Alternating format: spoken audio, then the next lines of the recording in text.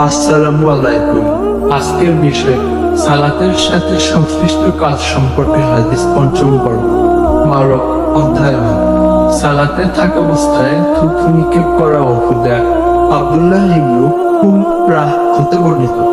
নবী সাল্লাল্লাহু আলাইহি ওয়াসাল্লাম সূর্যগ্রহণের সালাতের সিজদার সময় ফুটেছিলেন। ইবনু উমরাহ থেকে বর্ণিত। নবী সাল্লাল্লাহু আলাইহি ওয়াসাল্লাম মসজিদের কিবলার দিকে নাকের পেশা দেখতে পেয়ে মসজিদের লোকদের উপর রাগান্বিত হলেন এবং বললেন, আল্লাহ তোমাদের প্রত্যেকের সামনে রয়েছে, কাজেই তোমাদের প্রিয় সালাতে থাকাকালে থুতু ফেলবে না, বা বর্ণনাকারী বলেছেন নাক ছাড়বে না।